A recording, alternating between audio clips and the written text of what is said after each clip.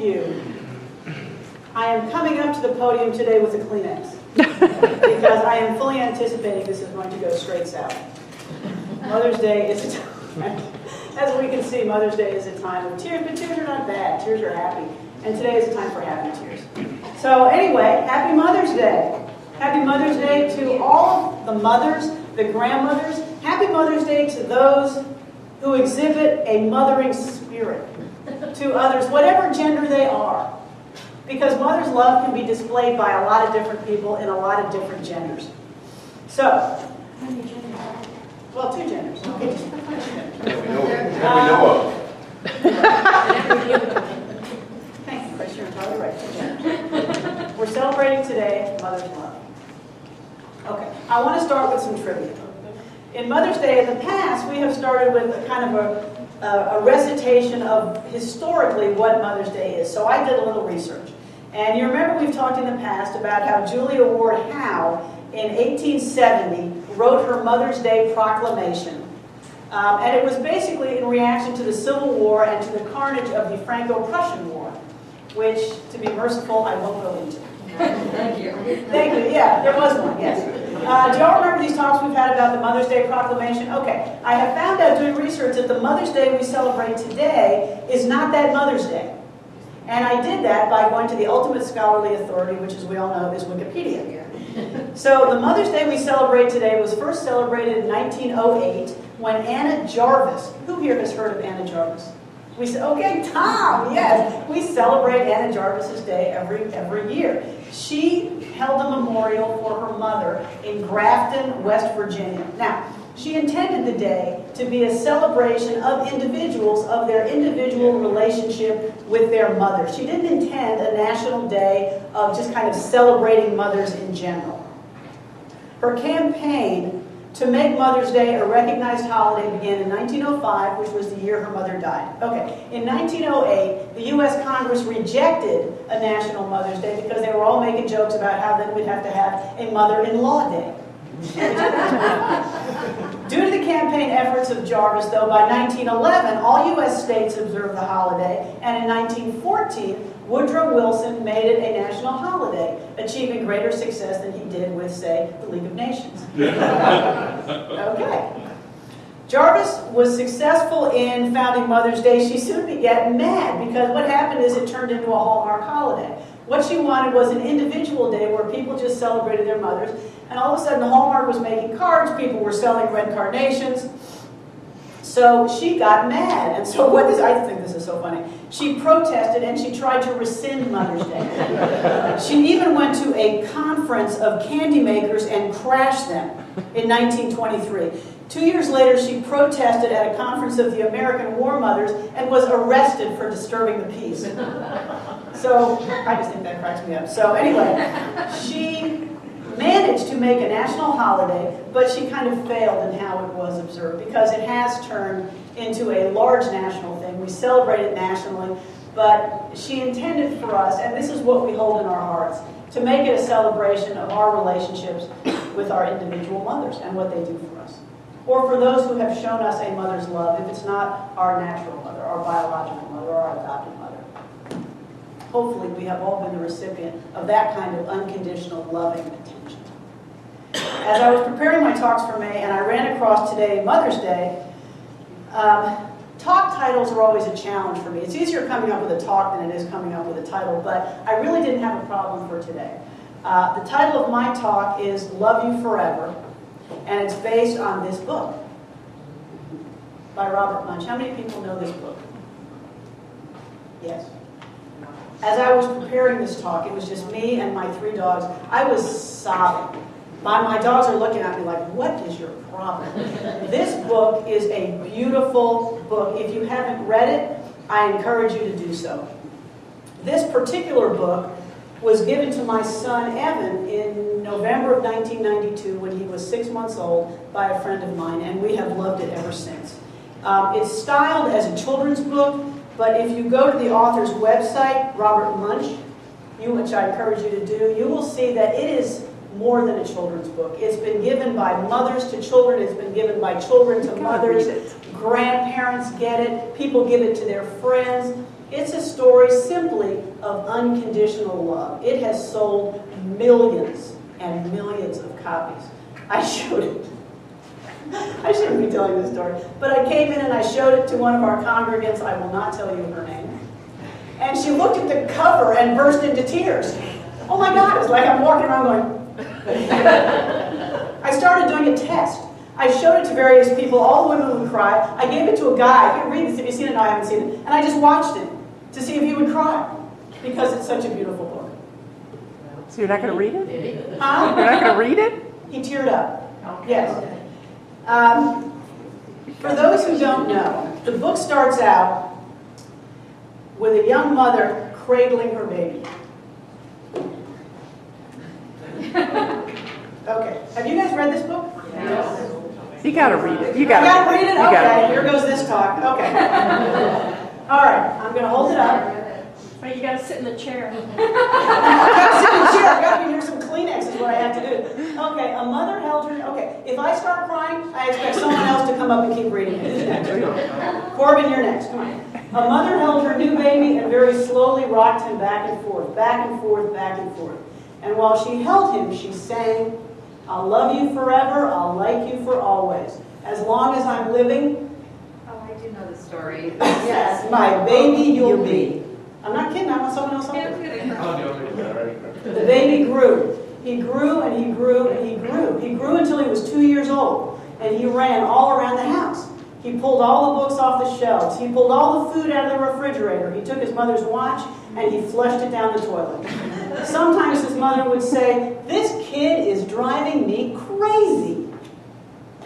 But at nighttime, when that 2-year-old was quiet, she opened the door to his room, crawled across the floor, looked up over the side of his bed.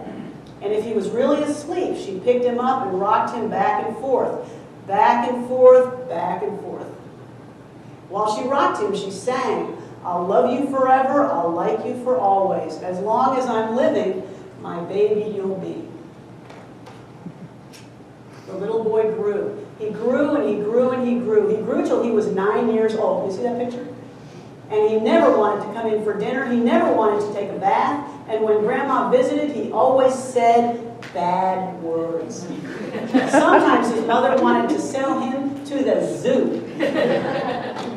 But at nighttime, when he was asleep, the mother quietly opened the door to his room, crawled across the floor, and looked up over the side of the bed. If he was really asleep, she picked up that 9-year-old boy and rocked him back and forth, back and forth, back and forth. And while she rocked him, she sang, "I'll love you forever, I'll like you for always. As long as I'm living, my baby you'll be." The boy grew, he grew and he grew and he grew. He grew until he was a teenager. He had strange friends. And he wore strange clothes and he listened to strange music. Sometimes the mother felt like she was in a zoo. Mothers of teenagers, raise your hands. But at nighttime, when that teenager was asleep, the mother opened the door to his room, crawled across the floor, and looked up over the side of the bed. If he was really asleep, she picked up that great boy and rocked him back and forth, back and forth, back and forth. While she rocked him, she sang, "I'll love you for always, I'll like you forever. As long as you're living, my baby you'll be." The teenager grew. He grew and he grew and he grew. He grew until he was a grown-up man. He left home and got a house across town. This is one of my favorite parts. But sometimes on dark nights, the mother got into her car and drove across town. See, she's got the ladder on the car. And see, she's got a little red thing hanging off the back. She would get in her car and drive across town. If all the lights in her son's house were out, she opened his bedroom window, crawled across the floor, and looked up over the side of his bed. If that great big man was really asleep, she picked him up and rocked him back and forth, back and forth, back and forth. And while she rocked him, she sang. What did she say? I'll love you forever. "I'll like you for always. As long as I'm living, my baby you'll be." Well, that mother, okay, Corbin, get up here. Well, that mother, she got older. She got older and older and older. One day she called up her son and said, "You'd better come see me because I'm very old and sick."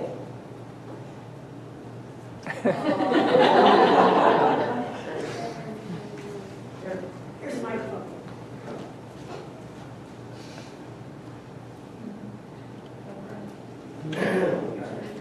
So her son came to see her. When he came in the door, she tried to sing the song. She sang, "I'll love you forever. I'll like you for always." But she couldn't finish because she was too old and sick.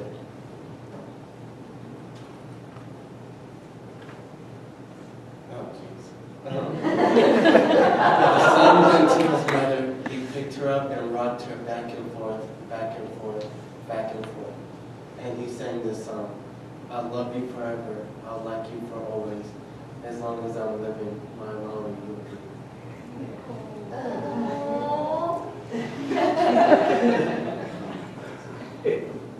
When the son came home that night, he stood for a long time at the top of the stairs. Then he went into the room where his very new baby daughter was sleeping. He picked her up in his arms and very slowly rocked her back and forth, back and forth, back and forth. And while he rocked her, he sang, "I'll love you forever, I'll like you for always, as long as I'm living, my baby will be."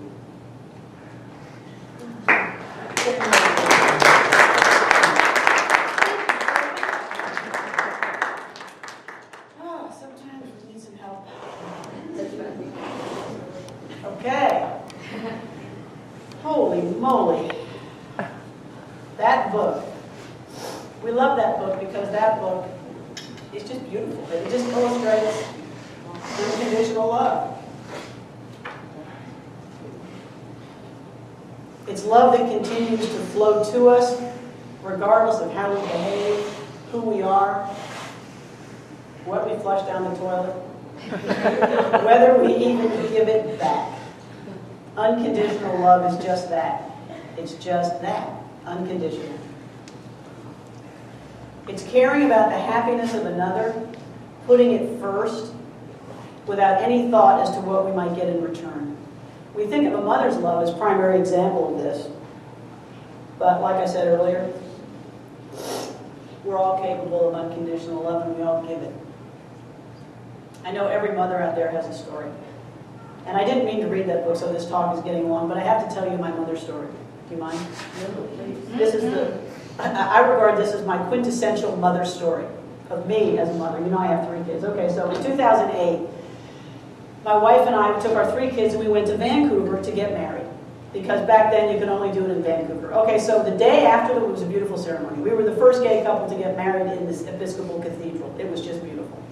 I'll show you pictures one day. Anyway, the day after that, my son Evan and I decided to go skiing. This is in Vancouver, so we go skiing at Whistler, which is where they held the Olympics. And you don't really ski at Whistler unless you either A, are going to be on the Olympics, or you have a death wish. But we didn't know this. Okay, so we're skiing at Whistler, he's snowboarding, I'm skiing, and we go down a path which has these black diamonds, and we're like, oh, that looks fun. Okay, so those of you who know skiing realize that's for the Olympic skiers or the death wish skiers. So we are going down the path, my son's ahead of me, and I slip on the ice. And he stops and sits down and watches me go careening down the slope. My skis didn't release, the bindings didn't release. I remember it to this day. I didn't have a helmet on. I'm going, I can't say it on TV, but I'm going back and forth and back and forth. I'm thinking I'm going to break every bone in my body. I'm thinking we had a 19-year engagement and a 1-day marriage. But I managed to stop. I was terrified. I thought I was going to break everything I owned. So I stop and I sit up. And I look down the slope, and he's sitting there watching me. And I sit up and I yell down, "Are you all right?"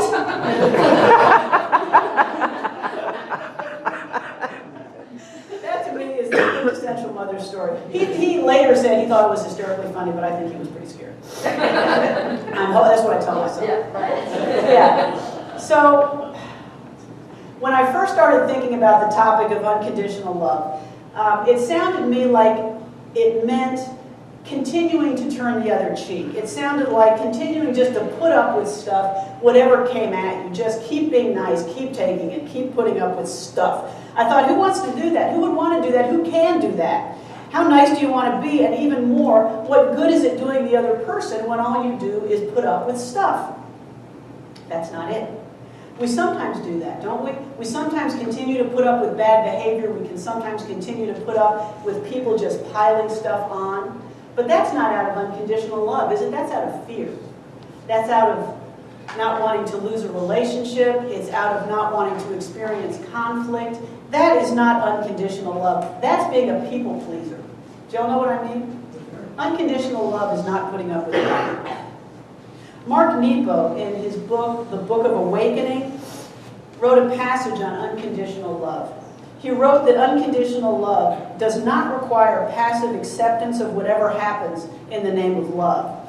Rather, in the real spaces of our daily relationships, it means maintaining a commitment that no condition will keep us from bringing all of who we are to each other honestly. So what does this mean? I think it means that there is nothing that we fear is too much or too bad to show the person who loves us. We come to them, problems and all, warts and all, trusting that they will continue to love us, and we promise to do the same. Isn't that what that book says? That's unconditional love. It's not putting up with anything. It's being brave enough to show our true selves to another and have them do it to us. I remember a while back I told you about one of the first exercises I did when I went to One Spirit, when I went to my seminary. We paired up and we looked at each other, and our task was to say, one person was to say, I am here to be seen. And the other person was supposed to say, and I see you. I am here to be seen, and I see you. I thought that was going to be kind of easy, but within the first 3 or 4 exchanges, I was just in sobs, because we're not used to being seen. We're not used to letting ourselves be seen.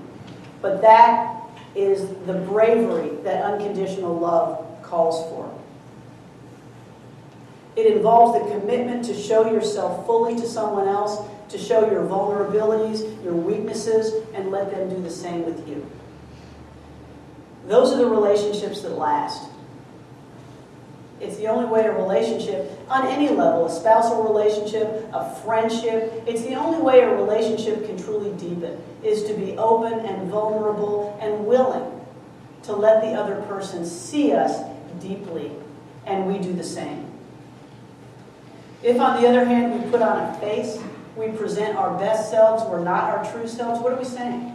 We're saying, I don't trust you enough to love me as I am. I have to be something I'm not. Because if I'm not, I don't think you'll love me. That's conditional love. And that's not what we're talking about here. In the quote in the front of your bulletin, Thomas Merton said the same thing when he wrote, the beginning of love is to let those we love be perfectly themselves, not twist them to fit our own image. Otherwise, we love only the reflection of ourselves that we see in them. Again, that's conditional.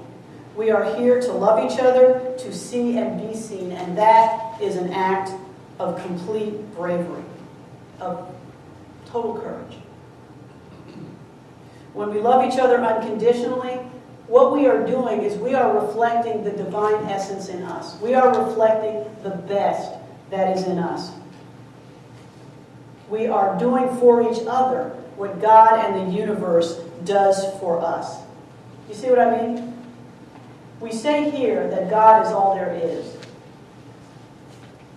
Everything we see is in the essence of God. Remember how the Bible says the rain falls on the just and on the unjust?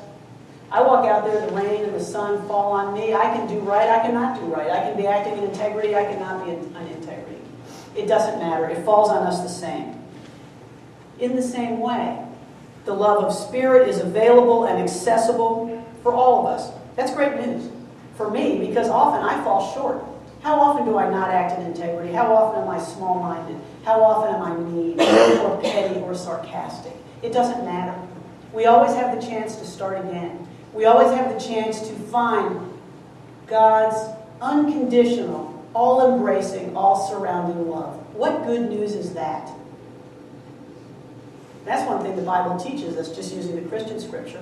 I mean, look at St. Paul on the road to Damascus. When he was Saul, before he became Paul, talk about somebody acting out of integrity, as we put it today. I mean, he's the one who was responsible for the stoning of Stephen, the first Christian martyr. I mean, he was not the person you would think would be later called on to spread the good news of Jesus' life and example throughout all the ancient world, but that's what happened. Spirit works on flawed people. We are all flawed. We are all broken. We all have the chance to become more whole, to step into the wholeness which is the divine within. That is the offer of the unconditional love, which is surrounding us, permeating us, and acting as us always. We act in accordance with who we are, the divine essence in all of us. When we love without expectation, without judgment, and without fear. So how do we practice unconditional love? The first thing we do is just sit with it for a minute. And we accept in our hearts that that's who we are. We don't have to... we don't even have to be technologically adept. That's who we are. The essence of God shines in our hearts and shines out through us unconditionally. Haven't you found that when you love somebody with no hope of getting back, that is what makes you truly happy? When you expect nothing back, you hold the door for somebody, you smile at a stranger, you give a kind word to somebody. It just, not only does it feed them, it feeds you. Because that's who we are. Conditional love shrinks us. I'll love you if you do this. I'll love you if. Whenever there's an if, our hearts shrink. Our souls close down. What opens up our hearts, what makes us reflect who we truly are, is just giving and loving with no reservation. That's why we love mother's love. It's because that's what in our hearts we think that is. We do that whenever we love another unreservedly in any capacity. Whether it's an intimate relationship or whether it's somebody we just see on the street. It doesn't matter. So what are the principles that help us practice unconditional love? Remember last week we said that love is an act. Remember we talked about that? Love is a behavior. It's not a goopy feeling. I love that word. Here's what C.S. Lewis in his book Mere Christianity said. The rule for all of us is perfectly simple. Do not waste time bothering whether you love your neighbor. Act as if you did. As soon as we do this, we find one of the great secrets. When you are behaving as if you loved somebody, you will presently come to love him. If you injure someone you dislike, you will find yourself disliking him more. If you do him a good turn, you will find yourself disliking him less. It's all behavior. Get up, put one foot in front of the other, and act as if you love. It will make a huge difference in your life. Don't we know that to be true? Yeah, we do. The next thought that I suggest is keep in mind that unconditional love does not mean accepting unacceptable behaviors. We're loving the person, we're not loving the behavior. This is where we get to stop being a mug. Is that still a word?